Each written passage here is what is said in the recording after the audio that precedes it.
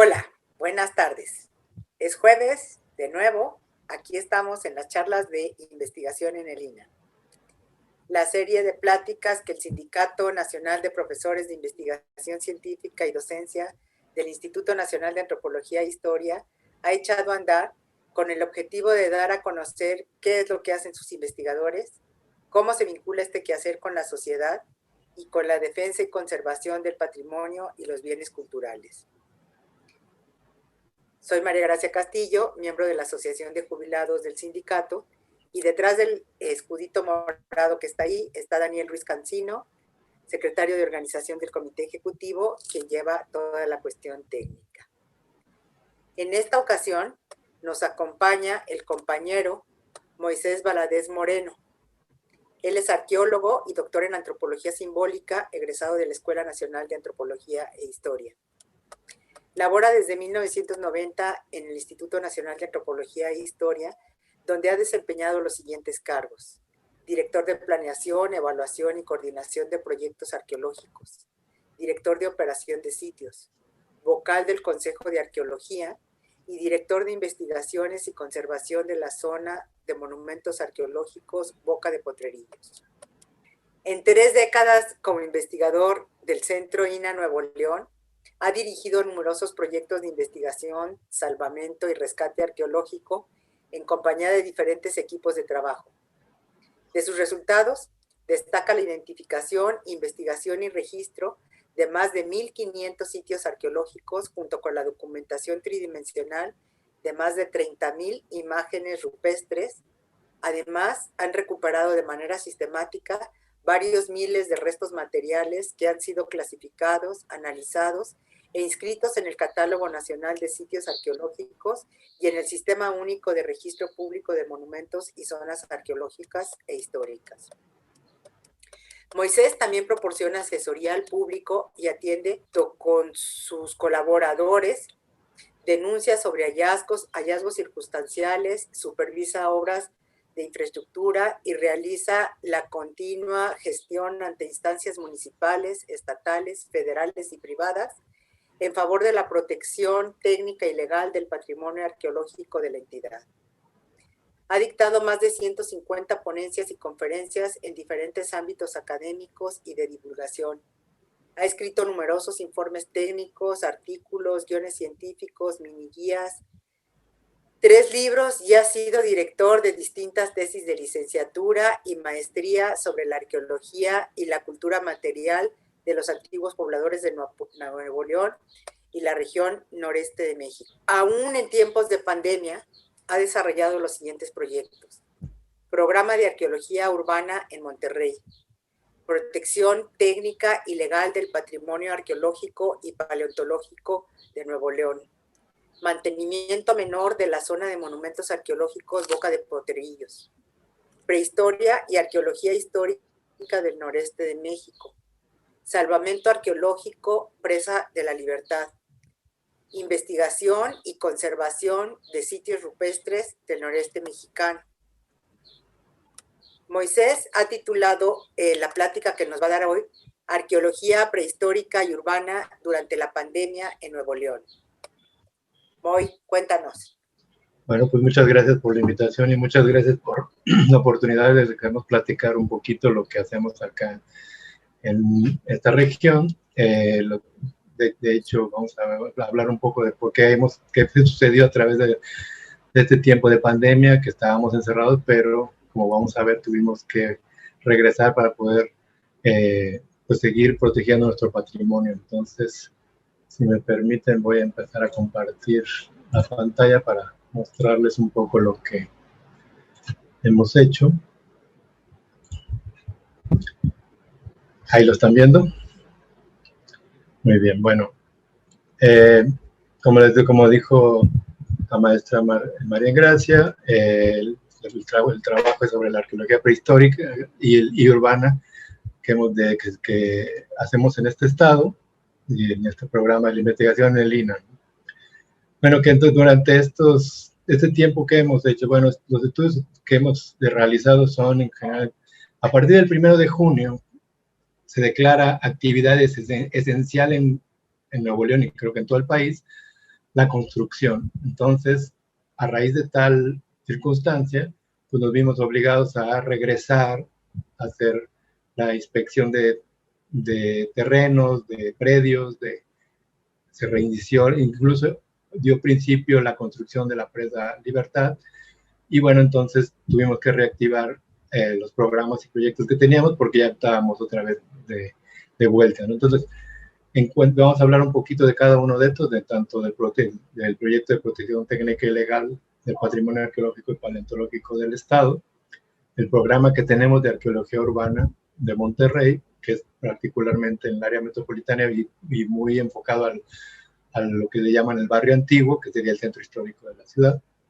el salvamento arqueológico de la Presa Libertad, el mantenimiento menor de la zona arqueológica, que aunque ha estado cerrada, vamos a hablar un poquito de lo que hemos hecho y el momentito que se volvió a abrir y que tuvimos que volver a cerrar, y los otros dos proyectos de investigación, que uno es más de conservación en sitios rupestres y el otro meramente de investigación que hemos desarrollado en estos tiempos.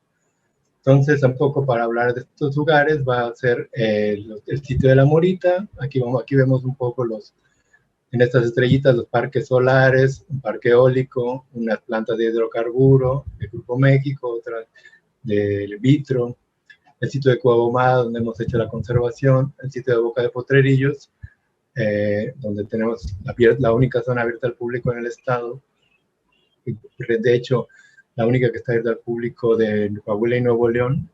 En Tamaulipas hay dos abiertos, aunque son les da la investigación y la conservación en línea, pero realmente están a cargo del gobierno del estado, y solo el sitio de las Flores, que está en Tampico, es el que podría considerarse del instituto, y el área de embalse de la presa La Libertad, donde estamos haciendo actualmente, y desde el año pasado, las inspecciones a los predios, y bueno, y esta área metropolitana que vamos a ver más adelante. Entonces, en cuanto al programa de arqueología urbana, un poco lo que mostré en el Congreso de Investigadores, entonces nada más son unos ejemplos del tipo de proyectos que nos hemos visto, pues no obligados, pero sí hacen la solicitud y preferimos estar presentes para poder revisar y estar seguros de que la evidencia o los posibles vestigios materiales no se pierdan. Entonces, vamos a ver algunos ejemplos de esto, como del IMPLAN, que es del gobierno municipal, y todos los del resto son parte de grandes desarrolladores inmobiliarios que en los últimos años han invadido la ciudad por diferentes frentes, porque en un principio, hace 30 años, digamos, hace 30 y 20 años, la población nuevoleonesa prefería vivir en casas, entonces había un crecimiento muy horizontal, pero ya se extendió demasiado a la ciudad y ahora está haciendo un crecimiento vertical a través de desarrollos inmobiliarios.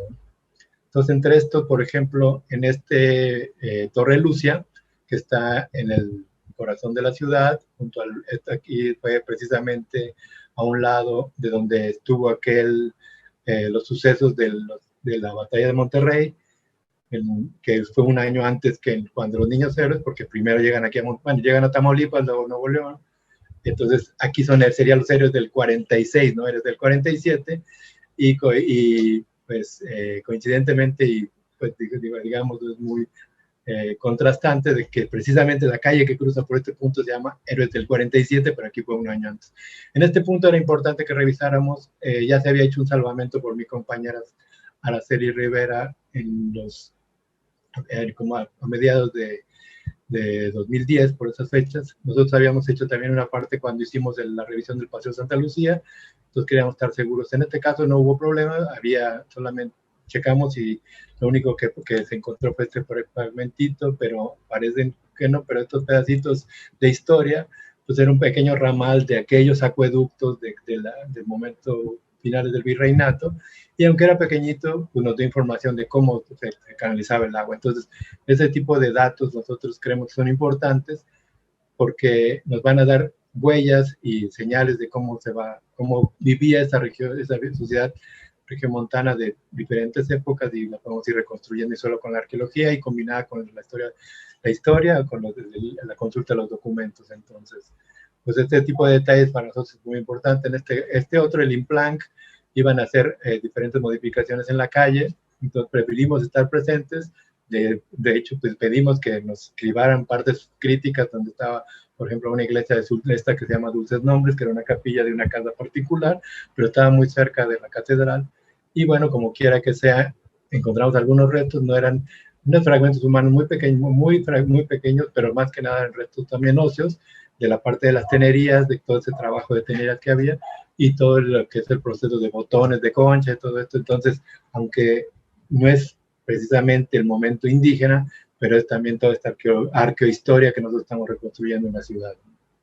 Este otro, en la calle 15 de Mayo y Guerrero, que va a ser motivo de nuestra ponencia que vamos a presentar en el coloquio de arqueología histórica, fue que en esta calle nada más estaban abriendo una zanja para poder meter drenaje, pero empezamos a ver unas huellas un poco raras y dijimos, no, pues nos abren la calle completa porque estamos viendo aquí algo muy interesante, y pues eran precisamente los rieles de los tranvías, de mulitas, que a finales del siglo XIX transitaban por la ciudad de Monterrey, y bueno, ahora ya tenemos en diferentes puntos esta trayectoria, y podemos saber, aquí tenemos una imagen histórica de cómo andaban esos trenecitos por la ciudad, y de hecho tomamos una muestra de incluso algunos de los durmientes, para tenerla ahí, la tenemos en el museo, y pensamos poner una exposición temporal sobre esto. Otro es otro desarrollo de estos, el de la Torre House, que ya estaba muy avanzado. Llegamos a un momento en que ya estaba, de hecho había una casa ahí, por regular había casas, entonces ya estaban, digamos, muy modificados, pero aún así siempre nos dicen es que no podemos meternos nosotros donde lo que no es después de 1900. Pues sí, pero yo les digo, pero en el subsuelo a mí no me van a decir que puedes saber, porque ahí es antes de 1900 y antes y 700 y lo que sea. Entonces tenemos esa salvedad como arqueólogos de que podemos pedir que puede estar presentes en lugares críticos para esto. Y en este caso, pues se encontraron pues de diferentes épocas, restos de cerámica, de vidrio en general, y incluso 2 pistolas del momento del siglo XIX, y parece alguna de ellas que puede ser el momento de la intervención norteamericana. Entonces, pues como les digo, esos pedacitos de historia que podemos ir recogiendo entre casi basura, entre escombros, entre verdaderamente historia entre escombros, pues nos ha permitido acercarnos mucho a esta sociedad del siglo XIX y probablemente del virreinato. En cuanto a nuestro proyecto de protección técnica y legal, en este caso, pues lo que les decía en este caso, tanto es, bueno, algunos revisión de los predios, pues se desprende a la realización de salvamentos, como el de la Presa Libertad, pero los otros, por ejemplo, son para las solicitudes para hacer parques fotovoltaicos. Aquí, en esta parte, es muy generosa en cuanto a la irradiación solar y el viento. Entonces, parques eólicos, parques solares, lo que ha proliferado en los últimos años, con revisión que hizo la Secretaría de Energía, pues los detuvo un poco porque verdaderamente estaban desatados, querían hacer por todos lados, pero también estaban aprovechando esa salvedad que habían contratado al gobierno anterior, de que mientras no produjeran, la Comisión Federal de Electricidad tenía que pagarles a ellos hasta que produjeran. Entonces, pues no les preocupaba terminar, y entonces detuvieron un poco sus proyectos, pero ahora ya han cambiado las cosas, pero como quiera ya regresaron, ya se empezó a ver nuevas solicitudes, y vamos a ver algunos ejemplos de ellos. Más que nada son la revisión de los predios, en este caso del municipio de Mina, al norponiente de la ciudad, de la ciudad de Monterrey, es del municipio de Mina, y es un predio donde encontramos, por ejemplo, este es el tipo de trabajo, revisamos el predio, revisamos un detalle, estos son los límites aproximados del sitio, lo que ven en amarillo, y cada uno de esos puntos son los artefactos que encontramos, entonces las concentraciones. Ha sido complicado, poco a poco la gente lo ha ido entendiendo, no todos, de que si no ven aquí quieren encontrar una pirámide de Chichén, pues nunca la vamos a encontrar, pero aquí una punta puede tener 10.000 años y tiene la misma importancia, y es difícil que no se comprendan, pero la negociación y la sensibilización es lo único que ha permitido que podamos recuperar todos estos materiales, ¿no? También acá en Copuzano, en línea de transmisión y parque industrial, siempre nos decían, pero pues aquí no hay pirámides. Ya sabemos que no hay pirámides, pero hay un tipo de sociedades que también vivieron durante mucho tiempo, y el patrimonio no tiene calidades ni tiene jerarquías, es igualito para todo el país. Entonces, revisamos igual los predios y podemos recuperar este tipo de materiales que pueden verse muy sencillos, pero pues son muy importantes para lo que vamos a ver más adelante, como la tipología de nuestra área. Este otro, un parque solar hacia la área de Cerralbo, que es el norte, casi llegando a la frontera con Tamaulipas. Igual es un predio en el que revisamos. De hecho, es curioso que en esta parte, en la casa de alguna persona que de mucho dinero de la ciudad de Monterrey, que tenía ahí como lo quería poner, le decían el castillo porque hizo esa casa muy grande en esa parte, y a la mera hora pues ya la abandonó, digamos, ya vendió el terreno y es donde se va a hacer el parque eólico. Pero hay incluso una película en YouTube donde decidieron hacer pues, Almada o algo así en esta parte porque está muy desolada y una casa en medio de la nada, ¿no? Antes de las modificaciones, pues revisamos el terreno, encontramos algo de los restos de los fogones, hornos donde cocían los corazones de agave y la comida a los indígenas, y algunos de los restos como las puntas de proyectil, las puntas de flecha, puntas de lanza.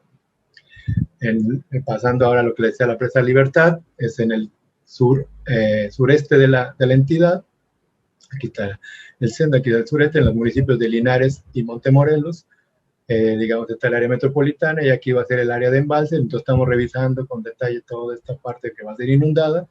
Y bueno, al igual que como en los otros casos, son terrenos, son predios donde vivieron estos indígenas, que tienen la particularidad, a diferencia de otras zonas, que aquí no decidieron los indígenas no modificar el entorno, no sobreexplotar el ambiente, o sea, mantenerse siempre de la apropiación directa de los bienes de la naturaleza. Entonces van a ser cazadores-recolectores a perpetuidad, ¿verdad? Entonces el tipo de sociedad, el tipo de sitios, pues va a estar relacionado con la evidencia que vamos a encontrar. Entonces en estos lugares donde vamos a encontrar los restos de las fogatas, de los fogones y los materiales arqueológicos.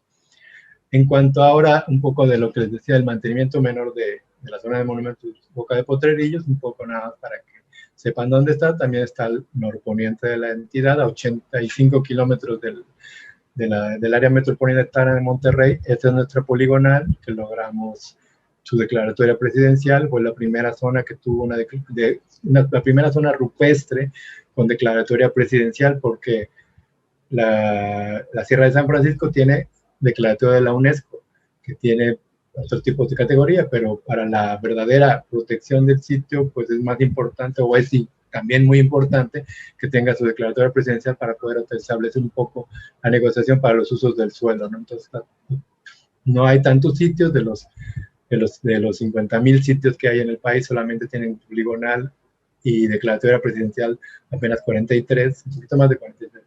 Entonces, pues fue un gran logro. De hecho, cuando se publicó esto en el 2001, le tocó a Fox, también fue el momento en que se declaró Yaxchilán y Chichén y estos sitios que parecería que tuvieran mucho tiempo con su declaratoria presidencial, pero no. Lo que es el principal atractivo de este sitio, pues es su arte rupestre. Tenemos alrededor de, ya documentadas, 4,000 rocas con ese tipo de expresiones gráficas, que son más que nada en grabado, los bajo relieve, con imágenes que pensamos que tienen que ver con los eventos astrales, con el agua y la fertilidad, los mitos y rituales y los especialistas que hacen estos rituales. Y bueno, ¿qué hicimos? Bueno, entonces nos enteramos de que tenía que cerrarse la zona y que viene el encierro de las personas y de las mismas zonas, pues entonces hicimos los anuncios para cerrar la zona. Pero mientras, ¿qué hicimos durante la pandemia? Esta es nuestra unidad de servicios, ya vieron la poligonal, está hacia la entrada, hacia el oriente de la poligonal, y nuestros senderos. En este caso, pues hicimos las acciones de diagnóstico, vimos cómo estaba nuestro cedulario, cómo estaban nuestros senderos, cómo estaba nuestro puente colgante. Hicimos acciones de seguimiento. Tengo una compañera, que es Paula Cepeda, que está de jefa de zona, yo soy el director de conservación e investigación. Y bueno, entonces, hacer un diagnóstico, dijimos, pues vamos a hacer un diagnóstico puntual del área de visita y a ver si encontramos lugares con GIS, con algunas cosas, algunas de las alteraciones. Otra, por ejemplo, también de protección técnica y legal, ver cómo está nuestro inventario en nuestra bodega de acervos, cómo están nuestros materiales, cómo ver cuando están las épocas de huracanes. Es un lugar desértico que hasta tenemos una cédula porque dicen, ¿para qué se quiere un puente colgante si nunca tiene el agua del río? Pues sí tiene, llega a tener agua una vez, poquitas veces, pero se llena. y la gente, los niños sobre todo, les encanta, y además de los grabados, pasar por el puente colgante, porque hace un viento muy fuerte y te divierten mucho. Pues hicimos diferentes acciones de mantenimiento en la caseta de custodios, y también en cuanto a lo esto de contigo en la distancia, llevamos a cabo diferentes banners, diferentes informaciones en internet, y luego hicimos la evaluación para cuando supuestamente íbamos a regresar o que íbamos a volver a abrir. Entonces pusimos toda esta implementación de filtros, de termómetros, pusimos. Lo que sí les tengo que comentar es que lo tenemos que hacer, nosotros siempre hemos hecho todo, aquí le entramos todos a todo, aquí no hay, o sea, porque los dos custodios que tenemos son vulnerables desafortunadamente, entonces pues o le entramos nosotros o pues no lo hacemos. Entonces cuando ya íbamos a regresar se quedó con ellos de que hicimos algunas reuniones y bueno, pues no estaban muy convencidos, pero dijeron, bueno, pues si hay que volver a abrir, pues abriremos.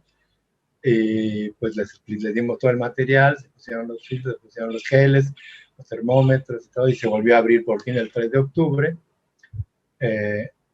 Y bueno, pues entonces todo lo que se hizo para la reapertura, toda la información.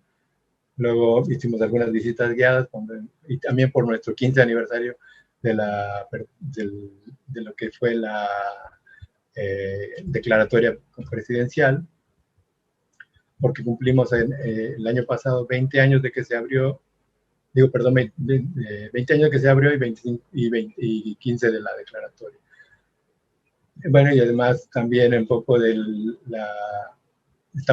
logramos que un museo que cerró, el Museo Alfa, nos donó incluso algo de material de mobiliario, entonces vamos a tratar de ponerlo.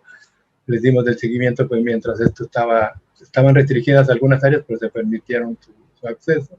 Pero desafortunadamente con el cierre nuevo tuvo que hacerse por el cambio otra vez de los semáforos y por lo pronto pues sigue cerrado y pues esperemos que ahora ya tenemos afortunadamente a nuestros 2 custodios vacunados con las 2 dosis, entonces está todo listo, pero hemos seguido con las medidas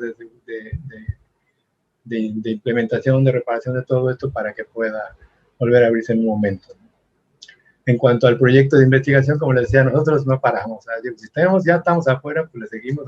Y yo siempre he pensado que si estamos en el campo, pues ahí no va a haber mucho problema. Pero pues, digamos que hasta podría ser una de las pláticas que pueden incluir en las pláticas estas de riesgo, pues qué riesgo hay dentro de una pandemia que va a durar un buen rato, porque ya yo creo que el COVID es estacionario. Entonces, pues en este proyecto que tenemos de investigación y conservación en los últimos años nos hemos dedicado al sitio, bueno, a hacer diagnóstico en Boca de Potrerillos y en algunos otros sitios, y en particular en este que se llama Cueva Ahumada.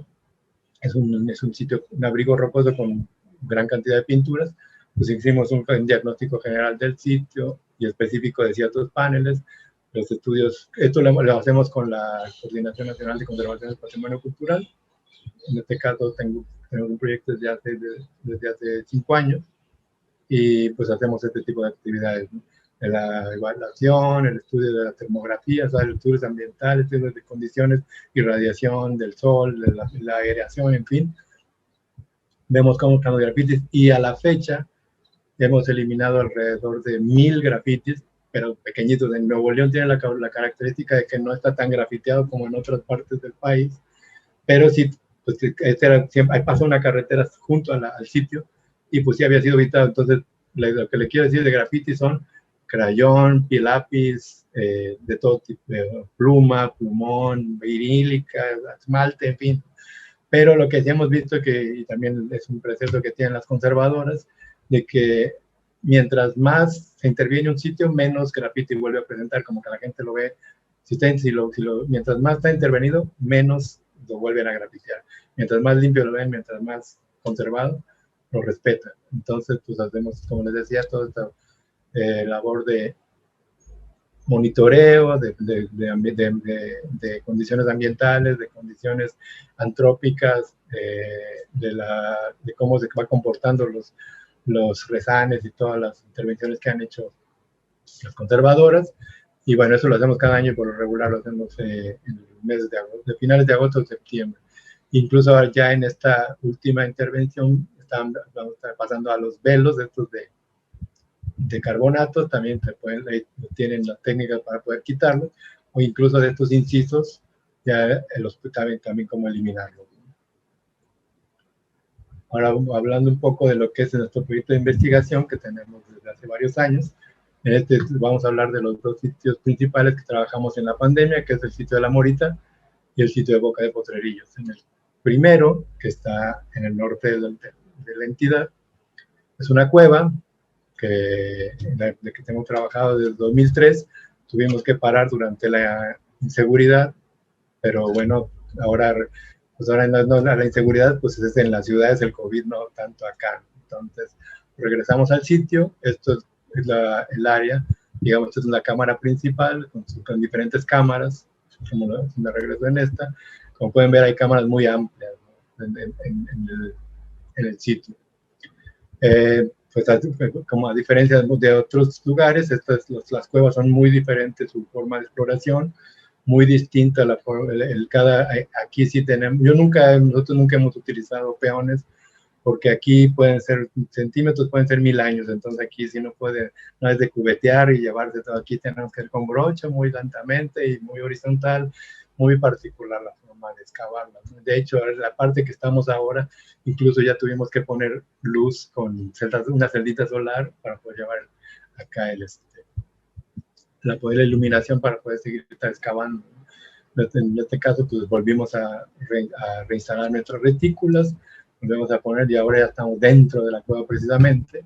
Aparte, una de las cámaras que están más oscuras, que aquí lo que están viendo aquí es luz artificial, o sea, ya no se puede ver ahí más adentro. Entonces tenemos nuestra retícula, ponemos nuestra retícula también de PVC, porque nosotros bajamos horizontal toda la cueva, no hacemos pose, no bajamos, tenemos que ir bajando de poco a poco para que no se nos caigan perfiles. Y bueno, es un trabajo muy interesante, muy bonito, a quien le gusta este tipo de arqueología, que es muy diferente a la arqueología monumental. Y siempre somos nosotros los que hacemos el trabajo, ¿no? Y el tipo de materiales, pues hemos de encontrar restos óseos, restos de concha, restos de los materiales de defensa, como las puntas. Este es el área que hemos acabado hasta la fecha. Por ejemplo, aquí se ve un poco la cronología que tenemos. Lo más antiguo tiene 12.000 años. Luego sigue otro periodo que tenemos de 9.000 años, 7.500. El siguiente de 7.000 a hace 5.000 años. O sea, ¿saben? Ni siquiera empezaban los olmecas y nosotros ya estábamos acá cerrando la cueva. O sea, ya estaban abandonando estos sitios con casi 10.000 años de trabajo. Y en Boca de Potrerillos también, no solamente lo que les mostré de conservación, sino también habíamos hecho magnetometría con el doctor Pepe Ortega y su equipo. Pasamos el magnetómetro en 2 puntos y hemos estado excavando los lugares. Aquí el magnetómetro marcó estas bolitas rojas, que son los lugares que parecen que estaban los fogones. Y bueno, hemos estado excavando en esta época de pandemia, pues estos lugares, estas marcas. Mientras más chiquito es el círculo, pues está más profundo el fogón, y mientras más grande, pues está más en la superficie, ¿no? Y bueno, pues todo este trabajo pues nos ha ayudado a ampliar nuestras tipologías, como estas que tenemos, todas estas puntas que tienen más de 10.000 años, y así como vieron la cronología, pues hasta estas que son históricas.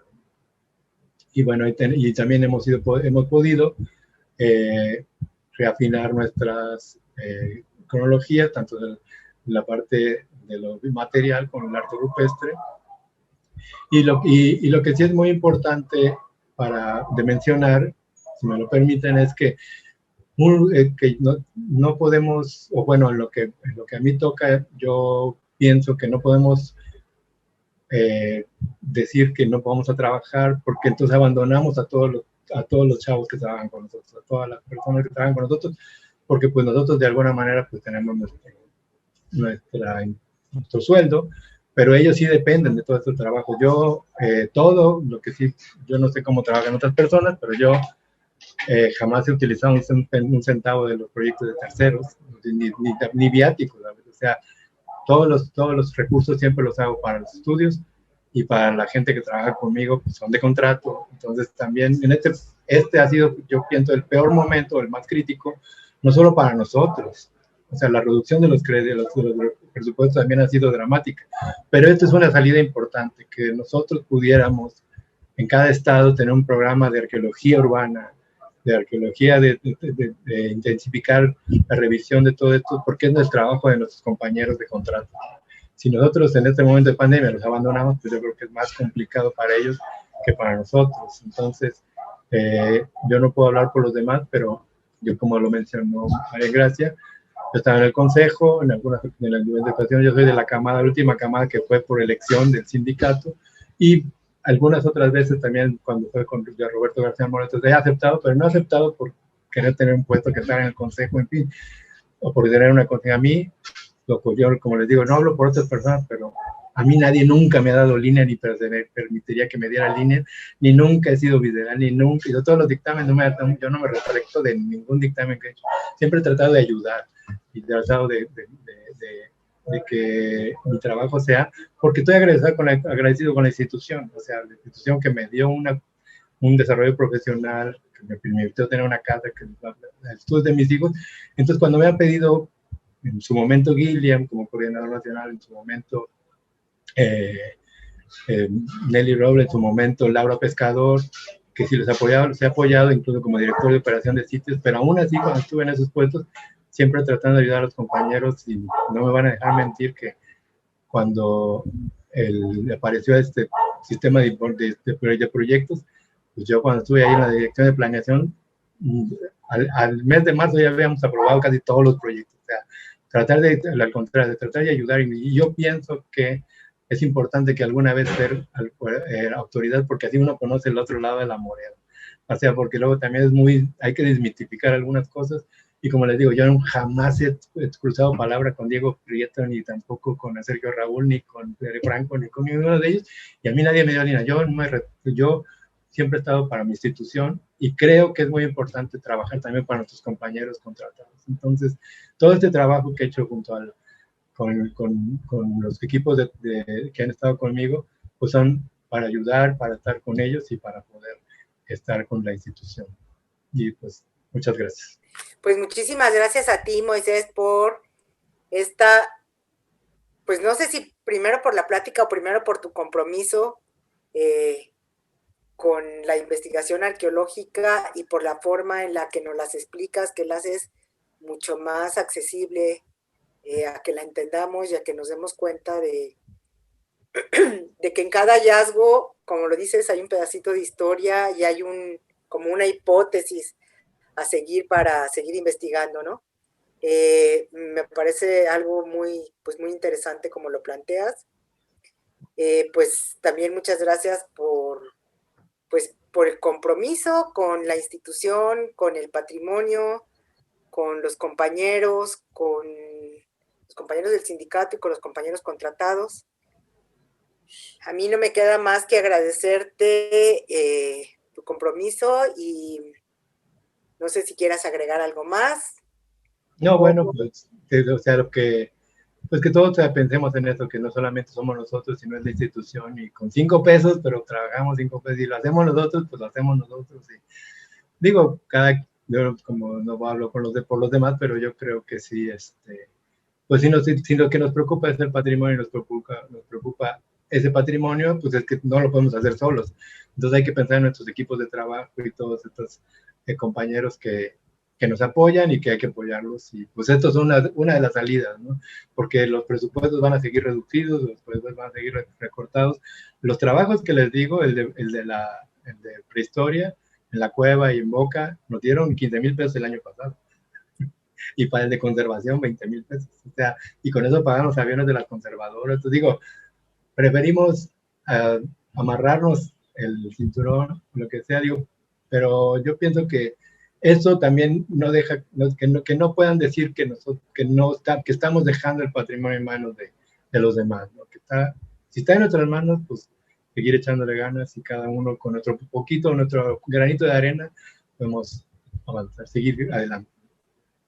Pues una muestra más de que los trabajadores del INAH, muchos, la mayoría, se ponen la camiseta para la conservación, difusión, investigación del patrimonio. Ojalá y haya más lana para que esto rinda más.